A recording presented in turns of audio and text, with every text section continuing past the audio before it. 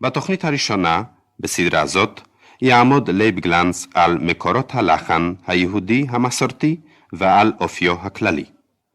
גבירותיי ורבותיי, המאזינים והמאזינות, בגישתנו לגלות לפניכם טפח או טפחיים מהבעיה המעניינת והמסובכת הנקראת נוסח התפילה היהודית במובן המוזיקלי של המילה נוסח, ולא רק במובן הטקסטים של התפילות, אנו נתקלים בקשיים רבים שאין כמעט להתגבר עליהם. מצד אחד, ישנם מאזינים ומאזינות היושבים על יד הרדיו וקולטים דברים אלה רק באוזניים מוזיקליות ודווקא מוזיקליות. ומצד שני, יושבים רוב המאזינים ומשתדלים להבין את כל זה שיאמר כאן בלי השכלה מוזיקלית ומתוך התעניינות של חובבים וחובבנות גרידא. ולכן החלטנו בשש ההרצאות הבאות שלנו לא להרביד על אוזני המאזין החובב בשימוש יתר במונחים מוזיקליים טכניים. במונחים אלה אנו רגילים להשתמש רק כשאנו מרצים לבעלי מקצוע, כגון באקדמיה לחזנות, בוועידות איגוד הקומפוזיטורים, בהרצאות למורים ולמורות למוסיקה וכו'. בשביל קהל המאזינים בכל ישראל, אנו רק נרמוז על קיום מלא של פירושים מוזיקליים, שבהם אנו יכולים לפענח את כל הסודות של המוסיקה היהודית בהתפתחותה. ההרצאה הראשונה זו תשמש כאין הקדמה לנושא שלנו, ואלה הם הדברים שאנו מוכרחים לציין בראשית הסדרה הזאת. המוזיקה היהודית הדתית היא המקור האותנטי הראשוני והמפתח הנכון לחקר המוזיקה היהודית בכללה. המפתח העיקרי לפי הנוח המוזיקה הדתית היהודית הוא טעמי הנגינה והסולמות או המודוסים המוזיקליים שעליהם נבנו הטעמים האלה. אמת היא שאנו שותפים עם עמים אחרים בהשתמשותנו בסולמות רבים קדומים, וזה רק בריא וטבעי, כי אין אנו חיים בחלל ריק, אבל אין שום יסוד לחשוב שלא הכנסנו משהו משלנו בשותפות הזאת. האמת היא שאין אף אומה בעולם שהשתמשה בסולמות אלה בצורה זו, ובצביון מוזיקלי זה, כפי שהשתמשנו בהם אנחנו היהודים. בוודאי שהושפענו משירת עמים, אבל חס וחלילה לא התבוללנו, ולא התנכרנו לעצמיותנו הלאומית בעולם המוזיקה. לאמיתו של דבר אנחנו שינינו סולמות רבים, נתנו להם צביון משלנו, ובדרך זו אנו יכולים להגיד שהשארנו את המוזיקה העולמית בצבעים טיפוסיים שלנו, בנוסחאות מקוריים יהודיים, במלוס יהודי, בריתמוס יהודי, וכמו כן בביצוע יהודי מיוחד וטיפוסי. אמת הדבר שכוחנו גדול בביצוע ובאינטרפטציה של מוזיקה עולמית. גם אמת הדבר שהוצאנו מתוכנו מבצעים גאונים, פסנתרנים, כנרים, מנגנים בכלים מכלים שונים, זמרי אופרה וירטואזים, מנצחים גאוני עולם, אבל לא הסתפקנו רק בביצוע, ואין שום יסוד למתבוללים ממחננו ולאנטישמיים מבין העמים השונים להגיד לנו שאנו רק ביצענו מה שיצרו אחרים. אנו יכולים לענות להם בשפתו של ביאליק, אם יש את נפשך לדעת את המעיין ממנו שאבו אחיך המומתים וכו' וכו', אל בית המדרש סור הישן והנושן. דברים אלה בוודאי נכונים הם כשאנו נזכרים בנוסחאות התפילה של בית מדרשנו, ובעיקר כשאנו שומעים את קריאת התורה, הנביאים והמגילות. הנה למשל אתם שומעים פרזה מוזיקלית לפני התחלת שידור כל ישראל. מה אתם שומעים שם?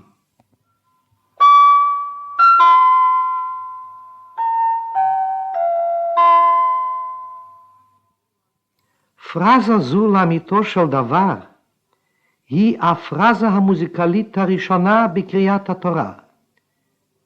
בראשית ברא אלוקים את השמיים ואת הארץ. אבל זה לא די. הפרזה הזאת שימשה יסוד ליצירת נוסחאות שונים של תפילות שונות. היא חוזרת ונשנית בצורות שונות בכל מיני תפילות ופיוטים, והיא יכולה לשמש יסוד מוצק ואיתן לייצר יהודי מוזיקלי גאוני לשם יצירת סימפוניה טיפוסית יהודית על רקע זה. אז זוכרים אתם את הנוסח של פסוקי דזמרה בשבת?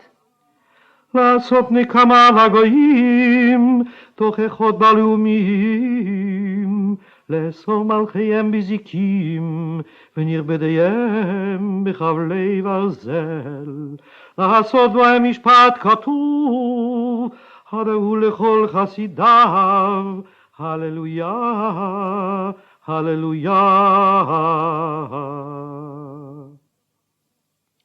יסודו של נוסח זה הוא גם כן בפרזה הראשונה של קריאת התורה.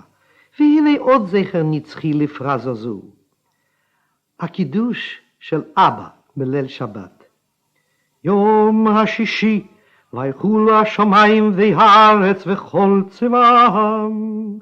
ויחל אלוקים ביום השביעי מלאכתו אשר עשה. וישבות ביום השביעי מכל מלאכתו אשר עשה. ויברך אלוהים את יום השביעי ויקדש אותו. כי בו שבת מכל מלאכתו אשר ברא אלוקים לעשות. מובן שמוזיקאי חוקר יכול להגיד למוזיקאי חוקר אחר, או גם למוזיקאי שאינו חוקר, שכאן מדובר בסולם שקוראים לו סולם פנטטוני. יסודו של סולם פנטטוני זה הוא ברקע מז'ורי ודווקא מז'ורי. Fa sol la do re do la sol, fa sol la do re do la sol, re do la sol fa.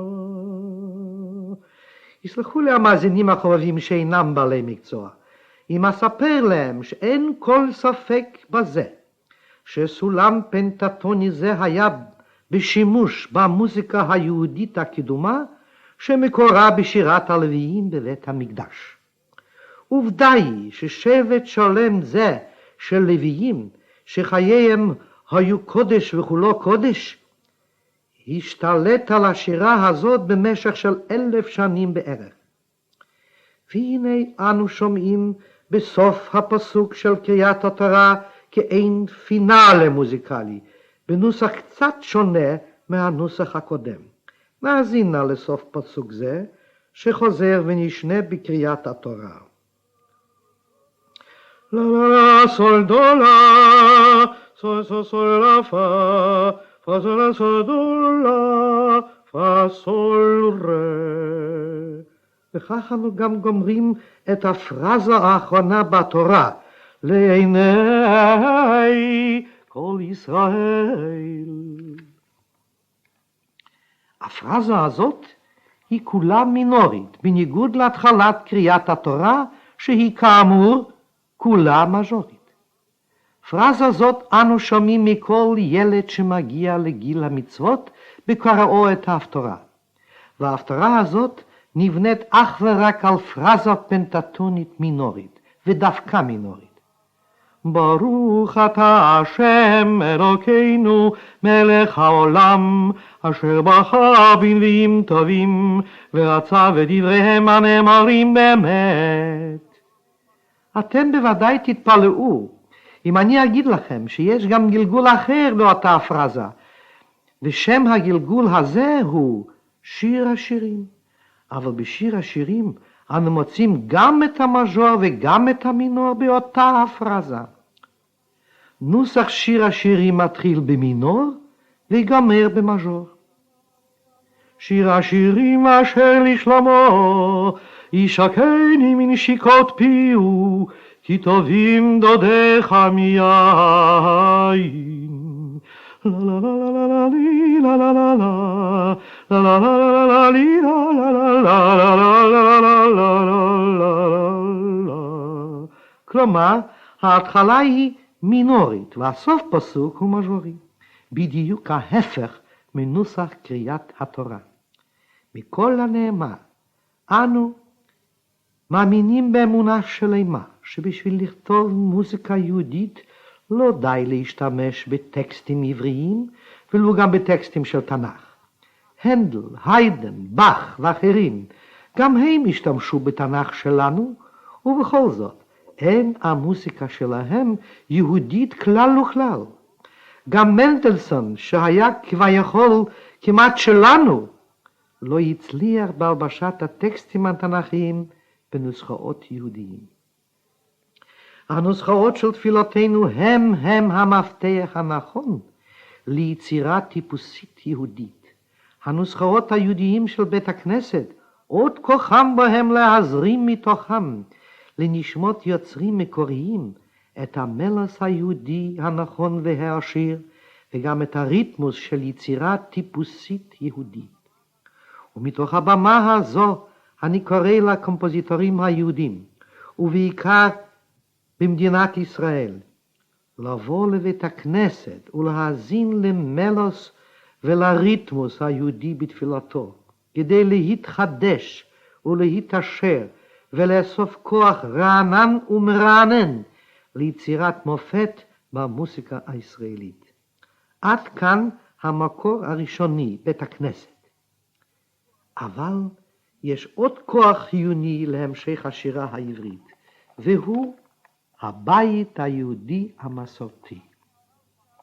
השולחן הערוך בבית היהודי, שהוא ברוב המקרים המשך טבעי של חיי בית הכנסת, הזמירות של שבת ושל יום טוב, ההבדלה והמבדיל של מוצאי שבת, הניגון של ברכת המזון, שירי פסח, פורים, חנוכה, כל הקומפלקס הזה של נגינה ביתית אינטימית, הוא כולו מוסיקה יהודית טיפוסית.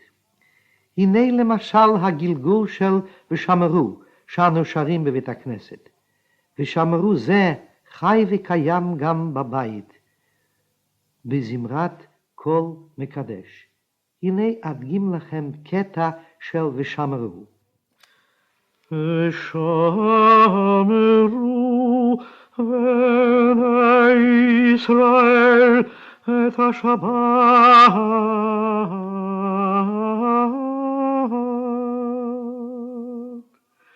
לעשות את השבת לדורותם ברית עולם. ביני ובין בני ישראל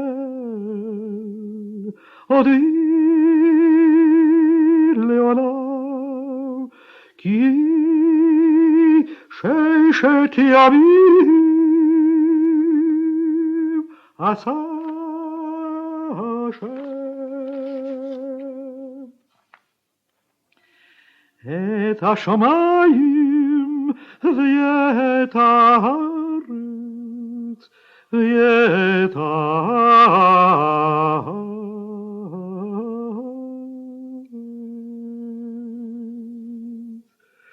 וביום השביעי שבת וינפש.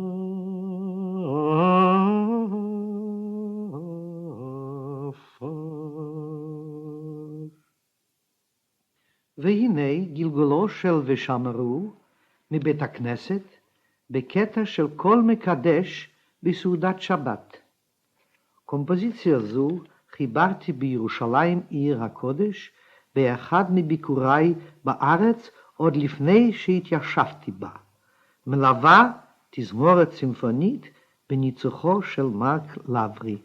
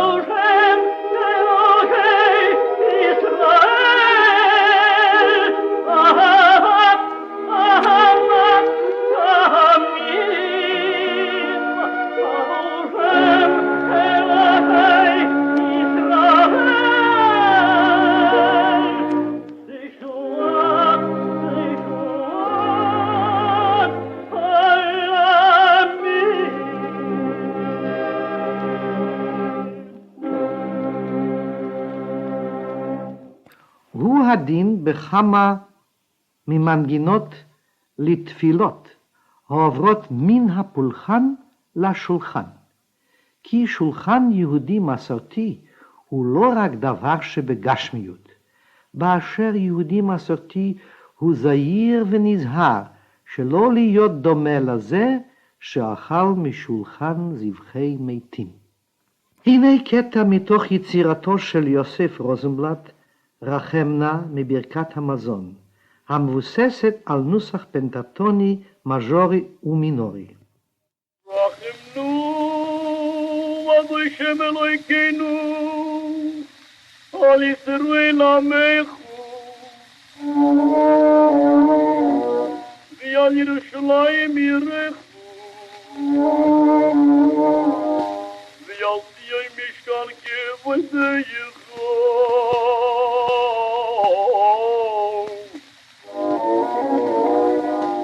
ועל מלכות בית דוד משפטך.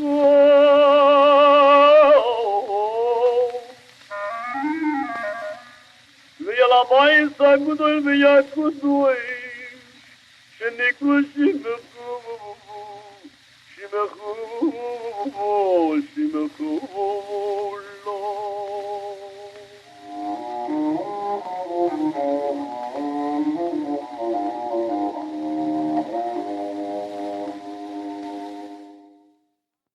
ועכשיו הנה האזינו לקטע של ההבדלה מאת זמבל זילברט, שממנה אנו מקבלים מושג על ניגוני הבית היהודי במוצאי שבת.